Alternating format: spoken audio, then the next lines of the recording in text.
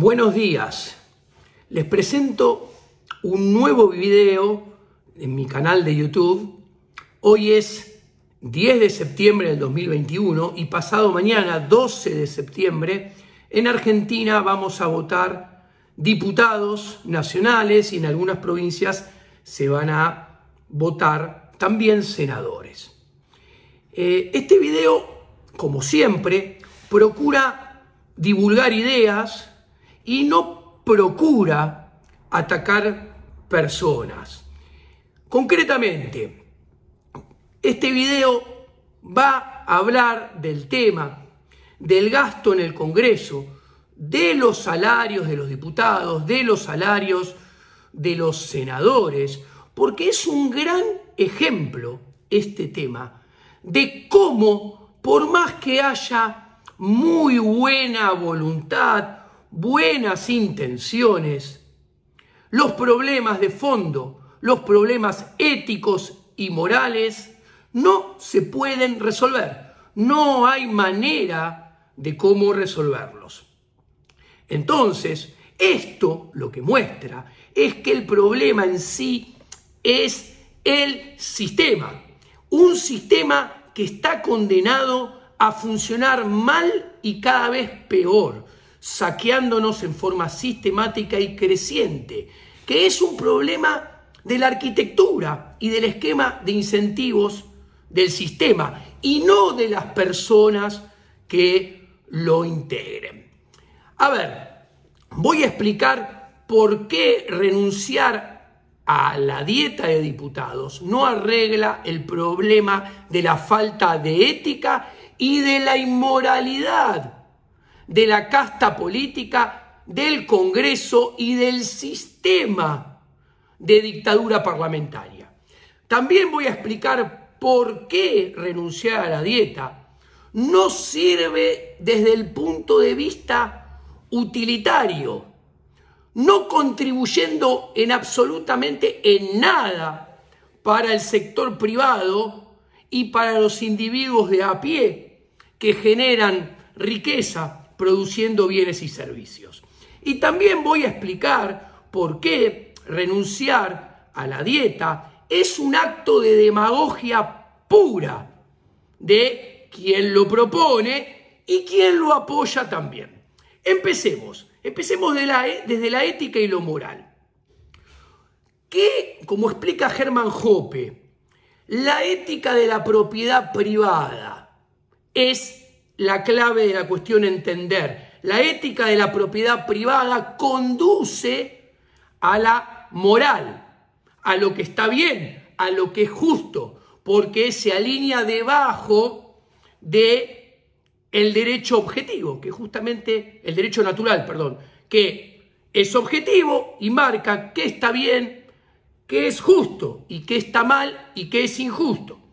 Concretamente, en el sector privado, nosotros nos ganamos el dinero sirviendo al prójimo. Yo, para obtener dinero, tengo que antes darle algo al prójimo y darle algo que el prójimo elija voluntariamente, y el prójimo lo va a elegir voluntariamente si, solo si ese algo que le doy previamente a él le sirve, para él tiene utilidad, él sacía necesidades con ese bien o ese servicio que yo le doy, revelando cuando lo compra que le estoy aportando valor a su vida de todos los días. Entonces yo, para ganar mi vida, tengo primero que pensar en las necesidades del prójimo y después producir un bien y un servicio que le sirva al prójimo. Y solamente después de hacer eso, acertar y que mi prójimo entonces lo elija y lo compre voluntariamente, yo voy a obtener mis ingresos. ¿Ok? Listo. Entonces yo vivo a partir de darle algo al prójimo. Si no le doy nada al prójimo, no obtengo ingresos, no compro dinero y en consecuencia no puedo saciar mis propias necesidades y darme mis gustos. Resumiendo, para comprar dinero todos los meses, yo tengo que subrogar mi comportamiento al prójimo, brindarle bienes y servicios que él decidan que tienen valor para él y por eso los compra. Ahora bien, en los medios políticos nada de esto ocurre. Un legislador le cae el dinero a fin de mes como por arte de magia. Para obtener su dinero, no tiene que pensar en el prójimo, no tiene que pensar en sus gustos, en sus necesidades. ¿Por qué? Porque a él le queda la plata como por arte de magia. Y su servicio de legislador no es demandado voluntariamente. No tiene demanda. Entonces, al no tener demanda, el prójimo no puede revelar que el trabajo del legislador le sirve.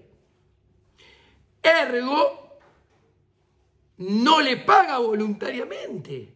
El legislador recibe su dinero, haga lo que haga. Es más, recibe su dinero haciendo lo que a él le parece, sin subrogarlo a los gustos, necesidades del prójimo, sin subrogarlo a la demanda del prójimo, sin tener que depender de que el prójimo lo compre voluntariamente. Entonces el diputado o el senador obtiene su dinero sin darle nada al prójimo. Y acá está la gran grieta, la gran diferencia en los medios económicos, dentro de la esfera del poder social. Uno compra su dinero si solo si antes le dio algo al prójimo. Y esto está alineado con la ética de la libertad y en consecuencia es moral. En la vereda opuesta están los medios políticos, el poder político, los diputados y los senadores, que obtienen su dinero sin darle absolutamente nada al prójimo, sin tener que pensar en los gustos y en la necesidad del prójimo, sin que el prójimo lo compre voluntariamente, revelando que a ese prójimo le sirve el trabajo de diputado y senador. Entonces acá vemos que el trabajo de diputado y senador, los ingresos de diputados y senadores están totalmente desalineados con la ética de la libertad y por ende son totalmente inmorales. Esos ingresos son un robo, son un saqueo, son una estafa. Y este problema no puede ser resuelto renunciando a la dieta. Este problema ético y moral no se resuelve renunciando a la dieta. ¿Por qué? Y esto es muy interesante porque se explica conociendo lo que es el sistema presupuestario. ¿Cómo se arma un presupuesto? Muy sencillo. El Poder Ejecutivo Nacional arma el presupuesto. Concretamente, en el año 2021, el presupuesto para todo el Congreso de la Nación son 45.000 millones de pesos. ¿Ok? Ese presupuesto, el Poder Ejecutivo Nacional lo manda al Congreso. Esos mismos diputados y senadores levantan la mano y aprueban el presupuesto. Lo sancionan. El presupuesto vuelve al Poder Ejecutivo y el presidente lo promulga. Ahora bien, ese dinero, para que se entienda, ya está asignado. ¿Ok? ¿Y cómo se construyen los presupuestos año tras año? Sencillamente, se observa cuánto se gastó el año previo y a ese gasto del año previo simplemente se le suma un ajuste incremental que lo decide primero el Poder Ejecutivo y después lo tiene que avalar el Poder Legislativo. Entonces, ¿cuál es el esquema de incentivos que anida dentro de la elaboración de un presupuesto y la ejecución de un presupuesto? Sencillo, hay que gastarse todo el dinero, porque el presupuesto del año que viene toma como punto de partida lo que gasté este año. Si yo dejo parte del presupuesto sin gastar, la base inicial sobre el cual se hace el ajuste es más bajo. En consecuencia, al año siguiente voy a tener menos presupuesto. Por eso, los diferentes organismos estatales procuran siempre de gastarse todo, porque si no gastan todo, al año siguiente van a tener menos presupuesto. De hecho, fíjense que dentro de la misma casta política, ellos mismos critican a los que no gastan el presupuesto y emparentan una buena labor de burócrata estatal a quien se gasta todo el presupuesto. ¿No vieron que dicen muchas veces, por ejemplo, qué barbaridad, hay muchos delitos y el problema es que tienen un presupuesto de 100 y ejecutaron 40, por eso hay muchos delitos? Tienen que gastar para ser así supuestamente más eficientes y bajar el delito. ¿Esto qué hace? Desde el plano utilitario, lo que muestra es que si un diputado o un senador renuncia a su dieta, esa dieta ya está presupuestada. Entonces, esa dieta va a quedar en la Cámara de Diputados y en la Cámara de Senadores. Y ese dinero va a ser irremediablemente gastado en otras cosas, en café, por ejemplo, o en lo que sea, o en asesoramiento de lo que sea, porque lo tienen que gastar. Porque si no lo gastan, al año siguiente van a recibir menor presupuesto. Entonces, ¿esto qué implica? Que una renuncia de dieta de un senador o de un diputado no se traduce nunca, jamás, en baja de gasto público.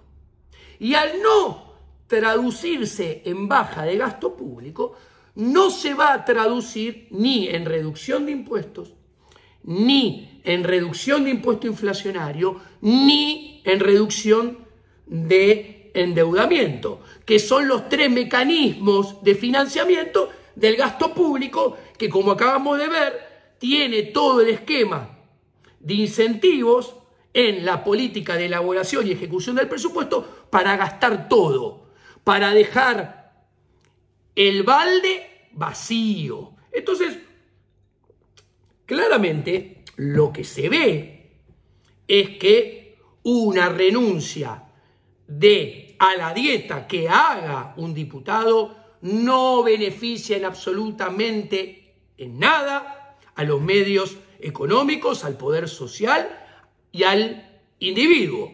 Entonces no le sirve al individuo para mejorar su prosperidad y de ahí no contribuye al desarrollo de la sociedad. Ahora bien, es muy interesante. La pregunta es, ¿y si un diputado renuncia a la dieta? ¿De qué va a vivir un diputado? No sé, es su problema personal. Pero, hipoteticemos, porque cuando uno es diputado, no puede tener casi ningún otro trabajo. Entonces, salvo que no sea un empresario que tenga empresas, ese diputado va a vivir de comerse su propio capital o el capital de su propia familia heredado previamente. Es su problema personal, no hay que meterse. Lo que sí se puede mencionar que consumirse el capital propio en términos filosóficos y en términos de teoría económica austríaca es un ano contra natura, porque la teoría austríaca es la única que hace macroeconomía del capital. Entonces, si vos destruís el capital, porque te lo comés, destruís la base del crecimiento económico, la base de la prosperidad de los individuos y la base del desarrollo social. Hay otra opción. Por ejemplo, no sé, que determinados grupos de poder o empresarios te financien por debajo de la mesa. Esto es muy posible y a nadie puede sorprender, porque esta es la asociación inmoral y la complicidad solidaria permanente que hay en este capitalismo prebendario en forma creciente a partir del siglo XX y siglo XXI, en esa alianza entre burócratas del Estado y empresarios.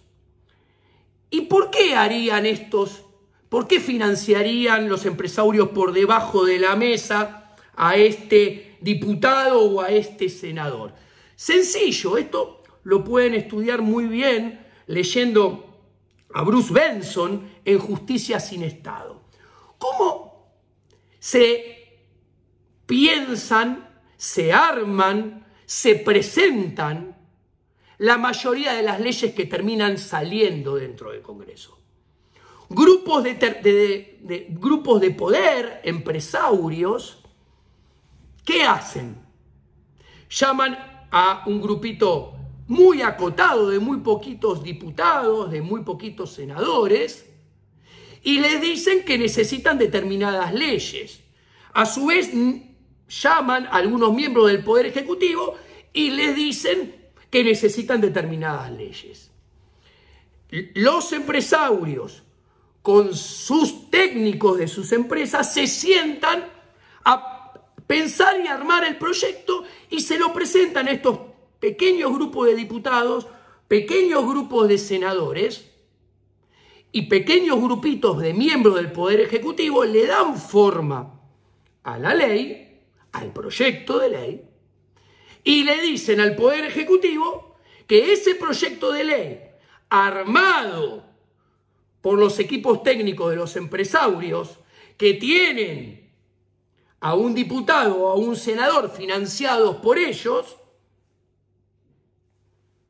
lo presenten a el Congreso Nacional.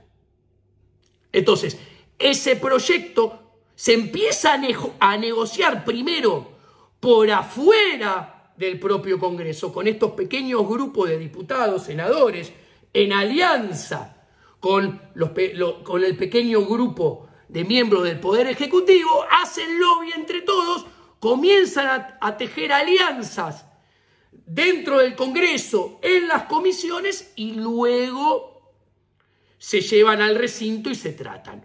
Obviamente, si uno renuncia, si un legislador, un senador o un diputado renuncia a su dieta, queda más expuesto a este tipo de juego y alianza entre empresarios prebendarios y burócratas del Estado, y termina más expuesto a trabajar de esta forma en el Congreso de la Nación. Pero además, que es muy importante también entender, es que el gasto menos importante que nosotros tenemos en el sector privado sobre nuestros hombros cuando pensamos en el Congreso Nacional, lo menos importante de todo es el salario de los legisladores. Es lo que menos nos cuesta. Los legisladores nos cuestan muchísimo más que su salario, que es la parte más chiquitita. Vayamos a los números concretos, los tengo acá al costado. A ver, el Congreso Nacional nos cuesta en el 2021, según el presupuesto de la Nación, 45.000 millones de pesos. Tiene 15.625 empleados el Congreso, ¿ok? De los cuales 10.748 son planta permanente. Senadores tiene 5.027 empleados. Diputados tienen 5.058 empleados. Por diputado en promedio hay 20 empleados. Por senador en promedio hay 70 empleados. Y a esto hay que sumarle los asesores. Entonces, concretamente, un senador nos sale 193.2 millones de pesos por año. ¿Esto qué implica? Que un senador nos sale 3.7 millones de pesos por semana. ¿Saben cuánto gana un senador bruto? 364.996 pesos. O sea, es la nada misma el salario. La nada. Del otro lado, un diputado sale 60.8 millones por año. Nos cuesta 1.2 millones por semana. Que por día hábil esos son 300.000 pesos. Y gana salario bruto 334.360. Acá entendemos cómo es demagogia pura el proyecto de ley de renuncia a la dieta. ¿Por qué es demagogia pura? Explico. Primero y principal, porque como expliqué antes, no baja 1 centímetro el gasto. Y como no baja un centímetro el gasto porque se la tienen que gastar toda para que el presupuesto del año siguiente sea mayor, no nos redunda en ningún beneficio a nosotros. No se traduce en baja de impuestos, ni baja de impuesto inflacionario, ni baja de endeudamiento que redunda en menor tasa de interés. O sea, renunciar a la dieta no nos sirve a nosotros. Renunciar a la dieta no mueve el amperímetro de lo que nos cuesta un senador o un diputado. No nos sirve tampoco a nosotros. ¿Y a quién le sirve? Le sirve solamente a los diputados y a los senadores, porque pueden vendernos gato por liebre. Se van a presentar y van a decir, miren, yo trabajo ad honorem, no les cuesta un peso. Y es mentira, como lo acabo de demostrar e ilustrar. Ahora, entonces probablemente este proyecto de ley es funcional para que todos los diputados y senadores puedan quedar bien con el pueblo y sea votado este proyecto de ley. Y es votado, y después de los 257 diputados, de los 72 senadores, ya habiendo quedado bien en forma demagógica y mentirosa con el pueblo, después no renuncia a ninguno, o renuncia a 1, 2 o 3, y no sirve de nada, porque repito, no baja el gasto, se la gastan toda, de ahí que no bajan los impuestos, de ahí que no baja la inflación ni el endeudamiento. ¿Ok? Y como si fuera poco, no resuelve ningún tema de fondo, no resuelve el gran problema ético y moral. Que el problema ético y moral es que los 72 senadores, los 257 diputados, todo el Congreso de la Nación, obtienen ingresos en forma totalmente desalineada con la ética de la libertad. ¿Por qué? Porque lo obtienen sin darnos nada. Nosotros no demandamos voluntariamente su trabajo. Y esto no hay manera de arreglarlo. Ni siquiera poniendo el dinero en una cuenta bancaria y después sorteándolo. Porque ese dinero ya lo sacaste compulsivamente, lo saqueaste de nuestro trabajo. No nos diste nada a cambio, absolutamente nada a cambio, cuando nos sacaste el dinero, y después arrogantemente dejás que la suerte determine a quién va ese dinero. Y la suerte no tiene capacidad de elegir si a quién le va el dinero. Se esforzó, si está alineado con la ética de la libertad, si es ético, si es moral. Por ejemplo, en ese sorteo, ¿qué se hace con los propios burócratas del Estado? ¿Qué se hace con todos los que el Estado corrompe dándole gasto público discrecionalmente? ¿Se lo saca del sorteo? ¿Y cómo? No, imposible. Toda esta problemática lo que muestra es que el sistema está mal diseñado y tiene todos los esquemas de incentivos para que cada vez funcione sistemáticamente peor y en forma creciente. Por eso, el problema es el sistema, que como acabo de explicar, no puede ser cambiado con las reglas del sistema y desde adentro del sistema. Y esto se explica muy bien recordando a Lysander Spooner. El domingo tenemos que votar. Yo no voto, pero recuerden, no son nuestros representantes, porque no hay un contrato de representación. El voto es compulsivo y secreto, y los contratos de representación son todo lo opuesto. Los firman ambas partes y son voluntarios. Además, los contratos de representación tienen cláusulas de monitoreo, de auditoría, en la cual ambas partes en forma constante pueden monitorear si el representante cumple con lo que el representado quiere.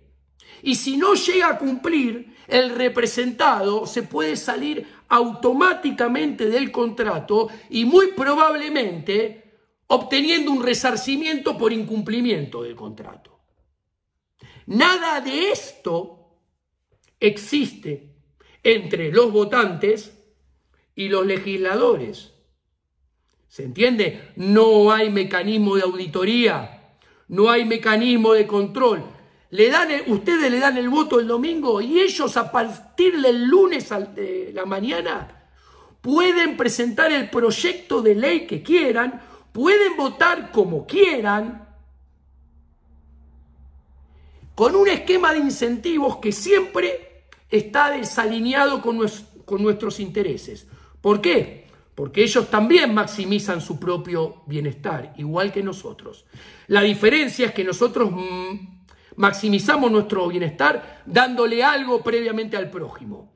Ellos lo maximizan sin darle nada al prójimo. Y es más, la maximización de su propio bienestar individual es acrecentando su poder político y acrecentando su poder económico. Y el acrecentamiento de su poder político y el acrecentamiento de su poder económico siempre es a costa nuestra. El poder económico es con más base imponible, más impuestos, más alícuota, más recaudación. ¿No vieron que los precandidatos liberales hablan de la curva de Laffer para que aumente la recaudación? Ahí tienen la evidencia. ¿Ok? Y también del otro lado es aumentar el poder político. Ellos quieren aumentar su poder político. Y aumentar su poder político es más legislación positiva, más derecho positivo, más leyes, más circulares, más normas, más intromisiones que coartan nuestra libertad. Y algunos embeben todo esto dentro de la demagogia más descarnada. ¿Cómo? Llenarse la boca diciendo que van a presentar un proyecto para renunciar a la dieta. El punto es, nos tenemos que dar cuenta que nosotros tenemos que dejar de creer en el sistema. Y una vez que empecemos a dejar de creer en el sistema, vamos a empezar a ejecutar e iniciar las acciones para cambiar este sistema por uno mucho mejor. Lean La Revolución de la Libertad, si tienen ganas, obviamente. Ahí está todo explicado con lujo de detalles. Muchas gracias.